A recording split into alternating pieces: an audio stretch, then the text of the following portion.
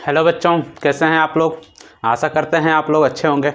आज हम लोग डिस्कस करने वाले हैं hello alkane hello arenes chapter का एक्सरसाइज का प्रॉब्लम। तो अभी हम 4th नंबर प्रॉब्लम से स्टार्ट करेंगे। जो नोमेनक्लेचर का प्रॉब्लम है 1 से लेकर 3 तक, उसको हम लोग एक ही बार कवर करेंगे पूरा चैप्टर का। जैसे हमारे पास haloalkanes haloarenes, alcohols, phenols and ethers, aldehyde ketone and carboxylic acid, amine and amides, ये सभी यूनिट के नोमेनक्लेचर को हम लोग 1 या 2 वीडियो में बाद में कवर करेंगे। सबसे पहले रिएक्शन वाला पार्ट, और जो मेन पार्ट है जो एग्जाम में ज़्यादा बच्चों को दिक्कत करता है, समझ में नहीं आता है और जो ज़्यादा मोस्ट इंपॉर्टेंट है, सबसे पहले उसके बारे में डिस्कस कर लेते हैं। तो सबसे पहला 4th नंबर का जो प्रॉब्लम है 10.4 आपके एक्सरसाइज में एनसीईआरटी में उपलब्ध है। सबसे पहला सवाल है कि दिया हुआ सवाल में डायपोल मोमेंट का ऑर्डर पूछ रहा है। तो डायपोल मोमेंट किससे रिलेटेड है बाबू? पोलर मॉलिक्यूल से रिलेटेड है। तो होता है क्या, डायपोल मोमेंट एक्चुअली पोलरिटी का एक अमाउंट देता है ना, कि कोई भी मॉलिक्यूल कितना पोलर होगा, है ना। तो पोलर होता है क्या, तो जैसे देखिए पोलर मॉलिक्यूल होते हैं क्या, तो पोलर मॉलिक्यूल वैसे मॉलिक्यूल होते हैं जिसमें चार्ज के 2 पोल डेवलप होते हैं, पॉजिटिव निगेटिव 2 पोल डेवलप होते हैं जैसे। और बेसिकली ये एराइज होता है इलेक्ट्रोनेगेटिव डिफरेंस के कारण। जैसे कोई भी मॉलिक्यूल बना है 2 या 2 से ज़्यादा एटम से मिलके, और उसमें हर एक एटम के बीच में एक सर्टेन अमाउंट में इलेक्ट्रोनेगेटिव डिफरेंस है, तो वो उसमें क्या होगा, चार्ज का डेवलपमेंट होगा, चार्ज एराइज होगा। और जिस मॉलिक्यूल में चार्ज का सेपरेशन हमें दिखाई दे, मतलब कि चार्ज का पोल दिखाई दे, मतलब जो जिसमें चार्ज डेवलप हो जाए इलेक्ट्रोनेगेटिव डिफरेंस के कारण, तो वो मॉलिक्यूल क्या होता है, पोलर होता है। एग्जाम्पल के तौर पे अगर हम बात करें तो अगर हमारे पास है HCl, है ना, हाइड्रोजन क्लोराइड बड़ा पॉपुलर मॉलिक्यूल है। और अगर इसमें देखा जाए इलेक्ट्रोनेगेटिव के बारे में, En का मतलब इलेक्ट्रोनेगेटिविटी का ऑर्डर है, तो क्लोरीन ज़्यादा इलेक्ट्रोनेगेटिव है हाइड्रोजन से। तो जैसे कि हम बताते चल रहे हैं इलेक्ट्रोनेगेटिविटी निकालते कैसे हैं आप लोगों को पता होगा। तो बाय द वे अगर ये हमारा पीरियोडिक टेबल है, तो ये हमारा पीरियोडिक टेबल है, तो लेफ्ट टू राइट क्या होता है, इलेक्ट्रोनेगेटिविटी इंक्रीज करता है। ये सब जो की कॉन्सेप्ट हैं इसको ध्यान में रखिएगा, है ना। प्रॉब्लम के सहारे बहुत सारे कॉन्सेप्ट को अभी हम लोग डील करेंगे और वो आपको प्रॉब्लम को सोल्व करने में मदद करेगा। और आगे भी जो भी प्रॉब्लम आएंगे उसमें जब हम ये सब बात बोलेंगे तो ये सब की कॉन्सेप्ट काम में आएगा। अभी तो पूरा चैप्टर डिस्कस नहीं कर सकते हैं, लेकिन कोशिश करेंगे कि वैसे बच्चे को भी समझ में आए जो अभी तक जिनका बेसिक क्लियर नहीं है और भी बात वो नहीं जानते हैं, है ना, लेकिन वो चाहते हैं कि कुछ हमको समझ में आए। और अगर आप ये पूरा वीडियो देखते हैं तो कम से कम आपको ये पता चल जाएगा कि किस किस कॉन्सेप्ट का ज़रूरत होता है प्रॉब्लम को सोल्व करने में, ठीक है ना। तो आगे देखते हैं। तो इलेक्ट्रोनेगेटिविटी क्या होता है, लेफ्ट टू राइट इंक्रीज करता है, टॉप टू बॉटम क्या होता है, डिक्रीज होता है कि नहीं। तो जानते हैं कि क्लोरीन का एटॉमिक नंबर 17 और हाइड्रोजन का एटॉमिक नंबर 1, तो क्लोरीन हाइड्रोजन के बाद में आ रहा है, तो क्लोरीन का इलेक्ट्रोनेगेटिविटी ज़्यादा होगा हाइड्रोजन से। तो है क्या, अगर हम बाय द वे मान लें कि ये हाइड्रोजन का एटम है और ये क्लोरीन का एटम है ना, तो पहले ये इंडिविजुअल एटम है हाइड्रोजन और क्लोरीन को समझिएगा पूरा बात को कि आखिर हम समझाना क्या चाह रहे हैं, पोलरिटी कहता है क्या, है ना। तो ये इंडिविजुअल एटम हो गया, ये हाइड्रोजन का एटम हो गया, ये क्लोरीन का एटम हो गया। तो जब बॉन्ड बनेगा ना बाबू, तो क्या होगा कि आप पाइएगा कि क्लोरीन की तरफ क्या है, हाइड्रोजन का भी इलेक्ट्रॉन किधर शिफ्ट हो गया, क्लोरीन की तरफ। आप देख रहे होंगे कि क्लोरीन, ये जो हम HCl का बॉन्ड बना दिए, तो क्लोरीन की तरफ क्या हो गया, साइज बड़ा हो गया। तो साइज बड़ा हो गया किससे, हम जानते हैं कि किसी भी एटम का जो साइज है वो इलेक्ट्रॉन का एरिया कवर रहता है। जितना एरिया इलेक्ट्रॉन कवर करता है वही एटम का साइज होता है। तो इलेक्ट्रॉन का जो एरिया किधर शिफ्ट हो गया, इधर शिफ्ट हो गया। हम शिफ्ट की बात कर रहे हैं, तो इलेक्ट्रॉन का एरिया किधर शिफ्ट हो गया, क्लोरीन की तरफ शिफ्ट हो गया। और हाइड्रोजन और क्लोरीन का क्या हो गया, बॉन्ड बन गया। एक्चुअली क्लोरीन ज़्यादा इलेक्ट्रोनेगेटिव है, तो हाइड्रोजन से इलेक्ट्रॉन क्या कर लिया, एक्सेप्ट कर लिया। और इलेक्ट्रोनेगेटिविटी ये कॉन्सेप्ट ही होता है power of gaining capacity of an electron. क्या बोल रहे हैं, power of gaining capacity of an electron. Electron gain करने की क्षमता को ही हम कहते हैं इलेक्ट्रोनेगेटिविटी। एग्जाम्पल के तौर पे कि जैसे अगर हम किसी होटल में खाना खाने गए, ठीक है, और हमारा कोई एक दोस्त गया, है ना, और एक जैसे हम गए, है ना, बाय द वे मान लीजिए, है कि नहीं, तो कोई एक और दोस्त गया जो कि थोड़ा कम खाना खाता है। तो होटल में क्या हुआ कि बाय द वे होटल में अगर हम क्या करें, खाना को रखें, खाना को ऑर्डर करें, तो खाना को अगर हम इलेक्ट्रॉन मान लें तो सबसे ज़्यादा इलेक्ट्रॉन कौन खाएगा, है ना, सबसे ज़्यादा इलेक्ट्रॉन वही हम खाएंगे, है कि नहीं। बात पता चल रहा होगा। मतलब कि अगर मेरा दोस्त कम इलेक्ट्रॉन खाता है कि नहीं, और उसे खाना में उतना कोई इंटरेस्ट भी नहीं है, तो अगर ज़्यादा हमें भूख लगा हुआ रहेगा तो उससे भी खाना हम लोग खा लेंगे, उससे भी छीन के खा लेंगे। मतलब कि हमारा इलेक्ट्रोनेगेटिविटी ज़्यादा हो गया, हमारा इलेक्ट्रॉन गेन करने का क्षमता ज़्यादा हो गया। तो जब इलेक्ट्रॉन गेन करने का क्षमता ज़्यादा हो गया तो हमारे तरफ क्या है, फूड का जो शिफ्टिंग है हमारे तरफ ज़्यादा हो गया। ठीक उसी प्रकार से इलेक्ट्रॉन का शिफ्टिंग हो गया मोस्ट इलेक्ट्रोनेगेटिव एटम की तरफ। तो क्लोरीन ज़्यादा इलेक्ट्रोनेगेटिव है, हाइड्रोजन से भी इलेक्ट्रॉन ले लिया। तो यही होता है पोलरिटी। अब चूंकि इलेक्ट्रॉन पे क्या होता है बाबू, निगेटिव चार्ज होता है, एक इलेक्ट्रॉन पे यूनिट निगेटिव चार्ज होता है। तो इलेक्ट्रॉन का जब शिफ्टिंग हो जाएगा क्लोरीन की तरफ, तो क्लोरीन की तरफ इलेक्ट्रॉन का अमाउंट ज़्यादा हो गया, तो इस पे एक पार्शियल चार्ज आ जाएगा, वो क्या हो जाएगा, डेल निगेटिव, और इस पे क्या होता है, डेल पॉजिटिव, है ना। तो इधर क्या है कि आपका ये दोनों का न्यूक्लियस है, तो इधर आ जाएगा डेल निगेटिव, इधर हो जाएगा डेल पॉजिटिव।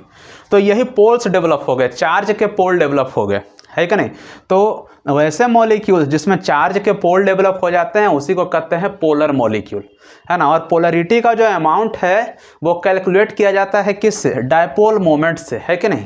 तो डायपोल मोमेंट, है ना, अगर बोला जाए तो डायपोल मोमेंट का जो फॉर्मूला होता है वो होता है Q इंटू आर, है कि नहीं। जहाँ ये Q क्या है, ये चार्ज का मैग्नीट्यूड हो गया, है कि नहीं, चार्ज का अमाउंट हो गया, और R ये दोनों के बीच का क्या हो गया, है ना, ये दोनों के बीच का डिस्टेंस हो गया, Q इंटू आर। जहाँ Q चार्ज रिप्रेजेंट कर रहा है, R डिस्टेंस रिप्रेजेंट कर रहा है।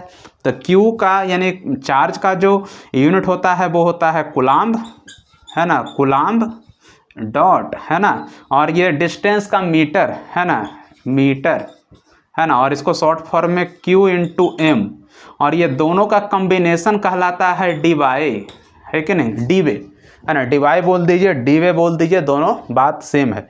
तो डायपोल मोमेंट का SI यूनिट हो गया क्या, SI यूनिट हो गया आपका कूलाम्ब इंटू मीटर, या डीवाई बोलते हैं, है कि नहीं। तो किसी भी मॉलिक्यूल का जो पोलरिटी का अमाउंट है वो कैलकुलेट किया जाता है डायपोल मोमेंट के द्वारा, है कि नहीं। अब डायपोल मोमेंट का क्या है ना कि डायपोल मोमेंट वेक्टर क्वांटिटी है, डायपोल मोमेंट, है ना, इज अ वेक्टर क्वांटिटी, है कि नहीं, इज अ वेक्टर क्वांटिटी, है कि नहीं। और जब ये वेक्टर क्वांटिटी है तो इसका एक डायरेक्शन भी होगा और मैग्नीट्यूड भी होगा। तो डायरेक्शन कैसे होगा इसका, तो इसका डायरेक्शन होगा ऐसे, इसका डायरेक्शन कुछ ऐसे रिप्रेजेंट करते हैं, दूसरा कलर से रिप्रेजेंट कर देते हैं। इसका डायरेक्शन होता है इलेक्ट्रॉन जिधर जा रहा है ना उधर इसका हेड देते हैं, इलेक्ट्रॉन जिधर शिफ्ट हो रहा है उधर एरो का हेड देते हैं, और जिधर से इलेक्ट्रॉन जा रहा है उधर ये पॉजिटिव ऐसे लगा देते हैं, ठीक है ना। तो इलेक्ट्रॉन का डायरेक्शन किधर है, क्लोरीन की तरफ है, तो ये डायपोल मोमेंट का डायरेक्शन हो गया, है कि नहीं। और इसी में एक टर्म आता है नेट डायपोल मोमेंट, है ना, इसी में एक टर्म है net dipole moment, net dipole moment. इतना बात इसलिए बता रहे हैं कि आपको सवाल सोल्व करने से पहले पता चल जाए कि क्या क्या इसमें यूज होने वाला है। नहीं तो सवाल तो डायरेक्टली भी सोल्व किया जा सकता है, थोड़ा पेशेंस बना के देखिएगा। ऐसा नहीं कि एग्जाम आ गया तो बहुत जल्दी जल्दी कवर करना है ना, तो जल्दी जल्दी कवर करने के चक्कर में कॉन्सेप्ट छूट जाएगा, फिर बाद में ये प्रॉब्लम भी ध्यान में नहीं रहेगा, है ना। बात यही होता है कि पहले हमें स्पीड पे नहीं एक्यूरेसी पे ध्यान देना है, एक्यूरेसी आएगा अपने आप स्पीड आ जाता है कि नहीं। तो अभी टाइम है, आप लोगों के पास बहुत टाइम है, और ये पूरा चैप्टर ये इसमें एनसीईआरटी का आपका हम जितना भी ऑर्गेनिक केमिस्ट्री का खास करके जितना एक्सरसाइज है वो अभी हम कवर करवा देंगे, जितना दिन लगे आपका एग्जाम से पहले हम करवा देंगे, शायद पूरा जनवरी तक हो जाना चाहिए, है कि नहीं। तो क्या है आपका ये नेट डायपोल मोमेंट को हम क्या करते हैं, अब हाँ नेट डायपोल मोमेंट होता है ना क्या, एक्चुअली आप वेक्टर के बारे में पढ़े होंगे। वेक्टर का क्या होता है, एक रिजल्टेंट होता है। जैसे कोई भी दो वेक्टर दो डायरेक्शन में जा रहा है तो उसका एक रिजल्टेंट वेक्टर आर होता है कि नहीं, ठीक उसी प्रकार से है ना। तो इसका ये नेट डायपोल मोमेंट क्या होता है, इसको हम डिफाइन कर लेते हैं। ये होता है रिजल्टेंट ऑफ, है ना, it is a resultant of all dipole moment. जो भी डायपोल मोमेंट प्रेजेंट है वो सबका क्या है, रिजल्टेंट। और डायपोल मोमेंट को हम लोग म्यू से रिप्रेजेंट करते हैं, म्यू, और नेट डायपोल मोमेंट को म्यू नेट से रिप्रेजेंट करते हैं, है कि नहीं। तो यहाँ पर हम ये डायपोल मोमेंट की जगह पे म्यू भी लिख सकते थे, mu equal to q into r, है कि नहीं। तो अब देखते हैं, अब इतना तो हम जान गए, अब इसका यूज है इस सवाल में। अब इस सवाल में पूछ रहा है डायपोल मोमेंट का ऑर्डर, तो सबसे पहले इस सारे मॉलिक्यूल का हम क्या बना लेंगे, शेप बना लेंगे विथ एक्यूरेट ज्योमेट्री, है कि नहीं। ठीक है, नोट डाउन कर लीजिए, देख लीजिए, उसके बाद हम फिर अगले स्लाइड में, अगले बोर्ड में हम इसको सोल्व करते हैं। अगर डायपोल मोमेंट का वैल्यू से देखा जाए कि डायपोल मोमेंट किसका किसका कितना होगा, तो इसका डायपोल मोमेंट का जो वैल्यू है 1.60, इसका हो जाएगा म्यू इक्वल टू 1.08, और इसका डायपोल मोमेंट है 0। तो आप वैल्यू से तो पता लगा सकते हैं कि किसका डायपोल मोमेंट कितना होगा। जैसे इसका डायपोल मोमेंट सबसे ज़्यादा है, उसके बाद इसका, उसके बाद इसका। लेकिन अगर वैल्यू याद नहीं है तब कैसे निकालेंगे। तो अभी जो कॉन्सेप्ट बताया इसी का यहाँ पे यूज करते हैं। कॉन्सेप्ट है क्या, सबसे पहले इसका हम ज्योमेट्री बना लेते हैं। तो है क्या कि CH2 Cl2 अगर हम देखें तो CH2 और ये Cl2, तो सभी कार्बन क्या है कि 4 बॉन्ड से अटैच है, तो इसका हाइब्रिडाइजेशन क्या हो जाएगा, sp3। तो इसका तो ओरिजिनल शेप ये होगा नहीं, इसका ओरिजिनल ज्योमेट्री जो होगा, ओरिजिनल शेप होगा वो क्या होगा आपका टेट्राहेड्रल होगा। तो ये इस शेप में नहीं बनाना है, एक्चुअली एक्चुअल जो शेप है ना उसमें हम बात करेंगे। तो इसका जो एक्चुअल शेप है वो ये हो जाएगा टेट्राहेड्रल का। तो CH2 आप जानते ही होंगे, है कि नहीं। तो हो गया ये CH2 Cl2, ये हो गया, और CHCl3, ये हो गया 3 क्लोरीन आइटम। इसको कंबाइन कर देते हैं, एक्चुअल शेप में बात कीजिएगा। उसका CCl4,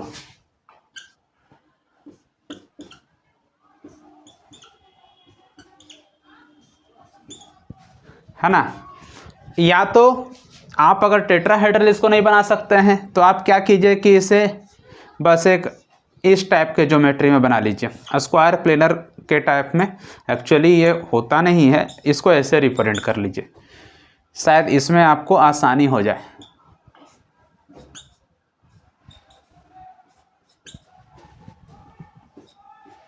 तो बना लिए।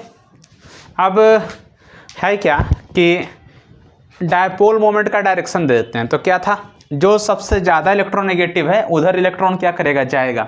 मतलब कि ये क्लोरीन कार्बन से ज़्यादा इलेक्ट्रोनेगेटिव है, तो आप देख पा रहे हैं कि ये इधर जा रहा है, और ये किधर आ रहा है, इधर क्लोरीन की तरफ। और ये किधर जाएगा, ये भी कार्बन के पास आएगा, और ये भी क्या है, कार्बन के पास आएगा, है कि नहीं। कार्बन है ना, ये कार्बन ज़्यादा इलेक्ट्रोनेगेटिव हो गया। अगर इलेक्ट्रोनेगेटिविटी का ऑर्डर देखा जाए तो सबसे ज़्यादा इसमें इलेक्ट्रोनेगेटिव है क्लोरीन, उसके बाद कार्बन, उसके बाद हाइड्रोजन, है ना, अभी बताए थे टेबल। ऐसे इसका वैल्यू भी आता है, ऐसे इसको वैल्यू का डायरेक्ट, इसको वैल्यू पे भी आप याद रख सकते हो। आप सर्च कर लेना तो आपको आ जाएगा ध्यान में, है कि नहीं। तो अब है क्या कि ये दोनों वेक्टर क्या है, देखिए ये दोनों इधर वेक्टर जा रहा है ना, ये दोनों इधर जा रहा है, यानी इसका डायरेक्शन इधर है। तो ये दोनों क्लोरीन, जैसे इसमें भी वही कर लेते हैं, ये क्लोरीन की तरफ जा रहा है, ये क्लोरीन की तरफ आ रहा है। तो ये दोनों का रिजल्टेंट वेक्टर किधर हो गया, इधर। और ये देखिए कार्बन की तरफ ही जा रहा है, ये भी क्या है, कार्बन की तरफ ही जा रहा है। तो ये दोनों का भी रिजल्टेंट किधर हो जाएगा, इधर ही हो जाएगा, है कि नहीं। मतलब इसका 2 म्यू नेट, यानी एक ही डायरेक्शन में इलेक्ट्रॉन का क्या है, है ना, शिफ्टिंग हो रहा है। इसमें क्या है CHCl3 में कि इलेक्ट्रॉन इधर जा रहा है ना, और ये इधर जा रहा है, दोनों एक दूसरे को क्या कर दे रहा है, कैंसिल। और ये इधर हो गया बाबू, है कि नहीं, और ये इधर हो गया, तो ये दोनों का तो कुछ म्यू नेट इधर मिलेगा, इसका कुछ एक ही म्यू नेट यानी कुछ ना कुछ मिलेगा, म्यू नेट कुछ ना कुछ अमाउंट में मिलेगा। अगर इसमें देखा जाए तो क्लोरीन के तरफ ये इलेक्ट्रॉन गया, है कि नहीं, और इधर भी ये क्लोरीन और इधर भी ये क्लोरीन, है ना, और इधर क्या हो गया आपका, ये दोनों वेक्टर आपस में एक दूसरे को क्या कर दे रहे हैं, कैंसिल आउट कर दे रहे हैं। और इसका कुछ म्यू नेट मिल रहा है और इसका क्या है, 2 म्यू नेट मिल रहा है, इसका 2 रिजल्टेंट वेक्टर आपको मिल रहा है ना, इसका एक मिल रहा है, इसका तो एक दूसरे को कैंसिल कर दिया, म्यू नेट एक दूसरे को क्या कर दिया, कैंसिल कर दिया भाई साहब। तो आप इसमें भी, इस ज्योमेट्री में भी देख सकते हैं कि टेट्राहेड्रल ज्योमेट्री में एक्चुअली टेट्राहेड्रल ज्योमेट्री कैसा होता है, आपको देखिए, इसका म्यू नेट इधर आ गया, है ना, और ये इलेक्ट्रॉन इधर खींचा, ये इलेक्ट्रॉन इधर खींचा, तो इसका म्यू नेट क्या आ गया, यही। बस ये दोनों अलग अलग रिप्रेजेंटेशन है। आपको टेट्राहेड्रल ज्योमेट्री में नहीं कंफर्टेबल है तो आप ऐसे बना लीजिए, है कि नहीं। और इसका देखा जाए तो ये इधर गया, ये इधर है, ये इधर इलेक्ट्रॉन है, ये इधर है ना, वही सेम। देखिए इसमें भी क्या कर रहा है, एक दूसरे को क्या कर रहा है, कैंसिल कर रहा है कि नहीं। तो आप ये पाइएगा कि इलेक्ट्रॉन का शिफ्टिंग जो है सबसे ज़्यादा किस में है, इलेक्ट्रॉन का शिफ्टिंग मतलब इलेक्ट्रॉन सबसे ज़्यादा पोलराइज किस में है, आपका इसमें है, इसलिए इसका वैल्यू क्या आ गया, 1.60। उसके बाद इसमें है क्योंकि इसका एक म्यू नेट मिल रहा था, तो उसके बाद इसमें है, तो इससे थोड़ा सा वैल्यू इसमें कम हो गया, और इसमें क्या एक दूसरे को कैंसिल आउट कर दिया, तो इसमें म्यू का वैल्यू क्या हो गया, 0, है कि नहीं। तो आप इस प्रकार से इसको देख सकते हैं। और इसी से एक सिमिलर सवाल क्या है कि जैसे CH2Cl2 है ना, तो क्या कीजिए कि इसके पहले CH3Cl, है कि नहीं, इसका अगर पूछा जाए, ये सब में कंपेरिजन किया जाए, इसमें 1 क्लोरीन था, 2 क्लोरीन, 3 क्लोरीन, 4 क्लोरीन, कभी कभी आगे पीछे करके ये चारों में भी पूछते रहता है, तो इसका डायपोल मोमेंट का ऑर्डर हम लिख देते हैं। बाकी आप इसी मेथड से इसको करने का प्रयास कीजिएगा, है ना। इसमें जो म्यू का वैल्यू होता है, डायपोल मोमेंट का वैल्यू इसका होता है बाबू 1.87 होता है। तो 1.87 यानी सबसे ज़्यादा डायपोल मोमेंट का वैल्यू इसका हो गया, तो ऑर्डर इस प्रकार से हो जाएगा इसका, है कि नहीं। तो आप इस ऑर्डर को ध्यान में रखिएगा, और बाकी अगर प्रैक्टिस करना होगा, समझना होगा, तो आप इस प्रकार से इसको बना के एक बार देखिएगा। बाकी देखते हैं नेक्स्ट सवाल, अगले सवाल में आते हैं। अब 10.5 में देख लेते हैं बाबू, सवाल क्या कह रहा है कि a hydrocarbon C5H10 does not react with chlorine in dark, है कि नहीं। तो सबसे पहले इस टाइप का जब सवाल रहे ना, तो सबसे पहले आप क्या कीजिए कि इसका DO निकाल लीजिए। तो C5H10 का अगर हम DO निकालेंगे तो फॉर्मूला क्या होता है, C+1 minus H plus X minus N/2। DU का मतलब होता है डिग्री ऑफ अनसैचुरेशन। इससे ये पता चल जाता है कि मॉलिक्यूल आखिर दिखने में कैसा रहेगा, है ना। तो कार्बन +1 5+1 माइनस, है ना, तो 10 + X यानी X मतलब हैलोजन, एक भी नहीं, नाइट्रोजन भी एक भी नहीं, डिवाइड बाई 2, तो हो जाएगा 6, 5 + 6 और 6 - 5 = 1। तो इसका डिग्री ऑफ अनसैचुरेशन आया 1, है कि नहीं। और डिग्री ऑफ जब अनसैचुरेशन 1 आता है तो क्या होता है कि ये ओपन चेन होगा, यानी इस मॉलिक्यूलर फॉर्मूला से बनने वाला मॉलिक्यूल ओपन चेन होगा विथ 1 पाई बॉन्ड, इसमें एक पाई बॉन्ड होगा, है कि नहीं। और इसके बाद 1 रिंग, एक रिंग होगा विदाउट पाई बॉन्ड, जिसमें कोई भी पाई बॉन्ड नहीं होगा। तो अब दोनों केस ले लेते हैं। तो अगर C5H10 लिया जाए तो 1 2 3 4 5, है कि नहीं। तो ये 5 हो गया। फर्स्ट वाला सवाल थोड़ा सा ज़्यादा देर हो गया क्योंकि उसमें कुछ की कॉन्सेप्ट था, है ना, तो इसलिए पेशेंस बना के आगे देखिए। आगे आशा करते हैं कि ज़्यादा लंबा नहीं होगा वीडियो। तो 3 4 5, है कि नहीं। तो 5, तो 5 हो गया तो इसमें एक डबल बॉन्ड लगा देंगे। तो आप ये देखिएगा कि इसमें कार्बन की संख्या 5, 1 2 3 4 5 और हाइड्रोजन की संख्या 3 + 2 5, 5 + 2 7, 7 + 3 10 है कि नहीं। तो ये बॉन्ड लाइन स्ट्रक्चर है, आप इसको ऐसे भी लिख सकते हैं, है कि नहीं। CH3 CH double bond CH CH2 CH3। तो इस मॉलिक्यूलर फार्मूला से ये भी बना सकते हैं, रैंडमली कोई इस मॉलिक्यूलर फार्मूला से एक मॉलिक्यूल ले लिए हैं, है ना, ये भी बना सकते हैं। और एक ये भी हो सकता है C5H10, एक ये भी हो सकता है। तो अब बोल रहा है कि ये दोनों मॉलिक्यूल में अगर हम क्लोरीन के साथ रिएक्शन करवाते हैं Cl2 डार्क में, है ना, तो कहता है कि रिएक्शन नहीं होता है कि नहीं। अगर क्योंकि पॉसिबिलिटी यही ना है Cl2 डार्क में, है कि नहीं। तो ये तो क्लोरीन से रिएक्शन कर जाएगा, डार्क में भी रिएक्शन ये कर जाता है ना, ये डार्क में नहीं करता है कि नहीं, ये डार्क में नहीं करता है। तो आगे बोल रहा है कि a hydrocarbon C5H10 does not react with chlorine in dark but gives a single monochloro compound C5H9Cl in bright sunlight, identify the hydrocarbon. लेकिन अगर हम क्या करवाते हैं कि ब्राइट सनलाइट में रिएक्शन करवाते हैं, जैसे अगर हम Cl2 और जैसे इसी का रिएक्शन करवाएं, अगर इसी का हम रिएक्शन करवाएं Cl2 + HNu, HNu को हम कहते हैं ब्राइट सनलाइट, है ना। ये रिएक्शन है फ्री रेडिकल क्लोरीनेशन, ये रिएक्शन क्या है, फ्री रेडिकल क्लोरीनेशन, है ना। और इसका भी अगर हम रिएक्शन करवाते हैं किसके साथ, Cl2 और HNu, है कि नहीं, इसके साथ करवाते हैं ब्राइट सनलाइट में, है कि नहीं।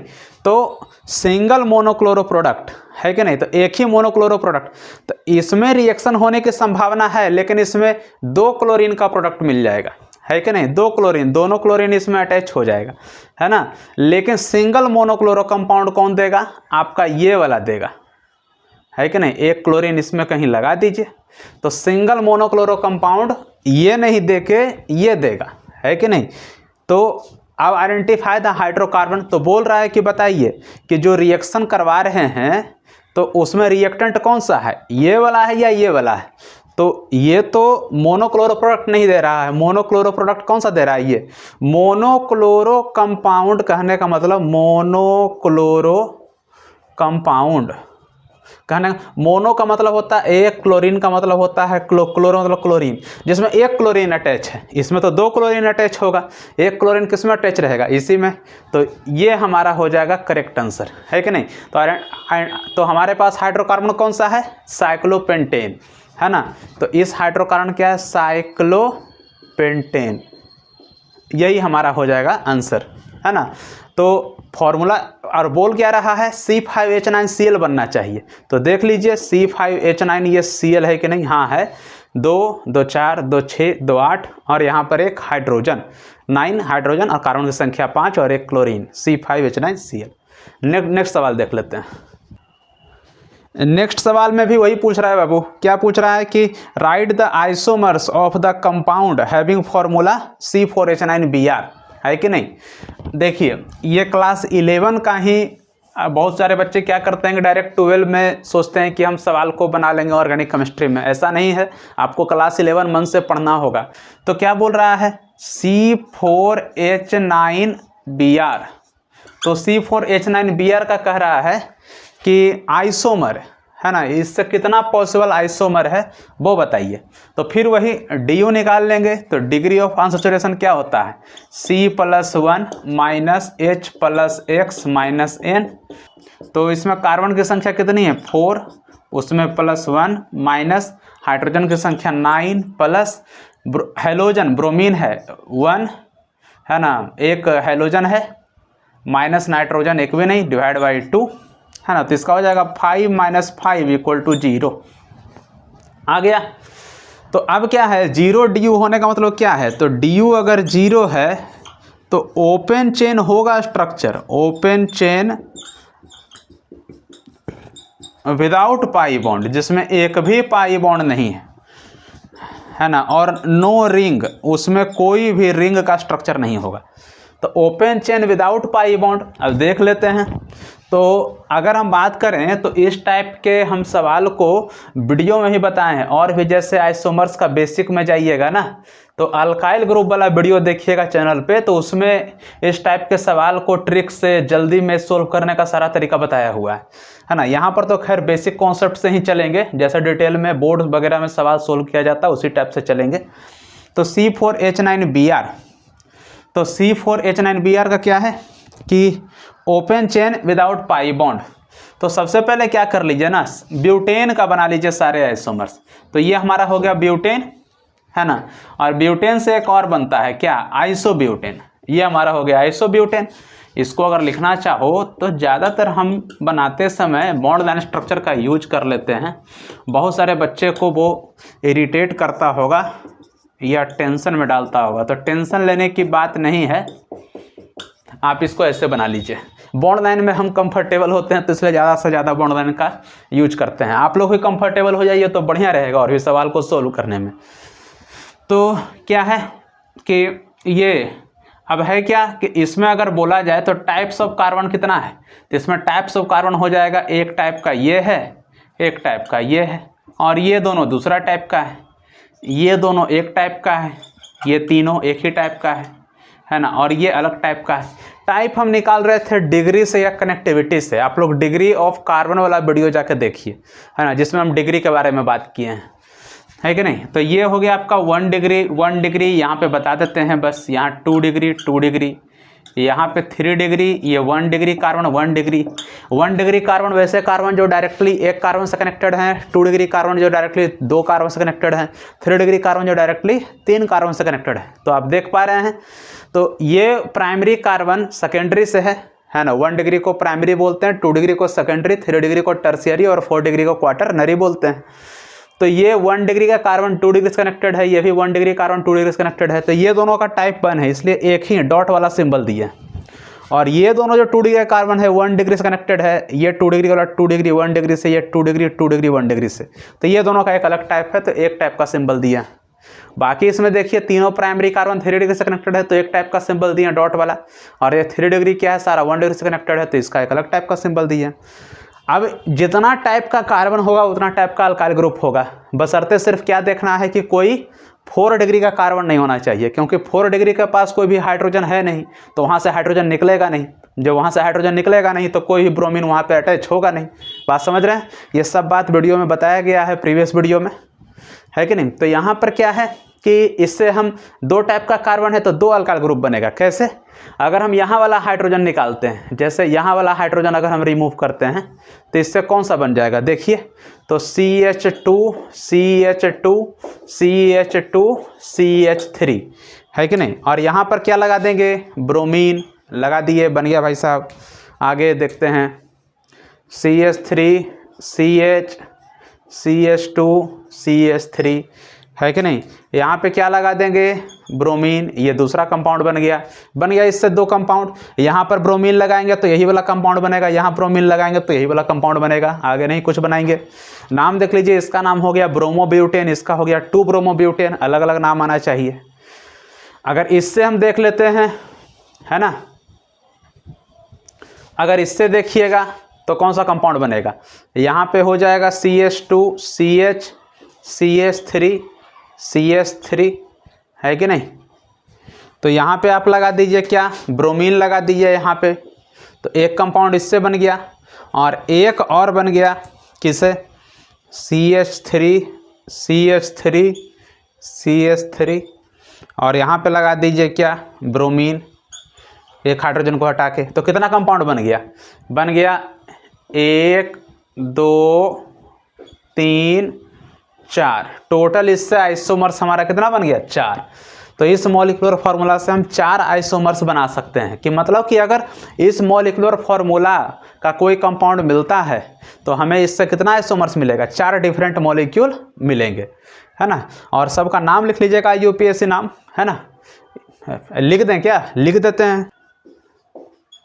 ब्रोमोब्यूटेन, इसका हो जाएगा 1 2 3 4, इसका हो जाएगा 2 ब्रोमोब्यूटेन, है ना। तो इसका हो जाएगा कितना, 1 2 3, है ना, तो हो जाएगा 2, है ना, 1 ब्रोमो, है क्या हो जाएगा 1 ब्रोमो 2 मिथाइल प्रोपेन, क्या हो जाएगा 1 ब्रोमो 2 मिथाइल प्रोपेन। और इसका नाम हो जाएगा बाबू क्या 1 2 3, है ना, 2 ब्रोमो 2 मिथाइल प्रोपेन, है कि नहीं। देख लीजिए, तो सबका 4 डिफरेंट नाम आया, 4 डिफरेंट मॉलिक्यूल आया।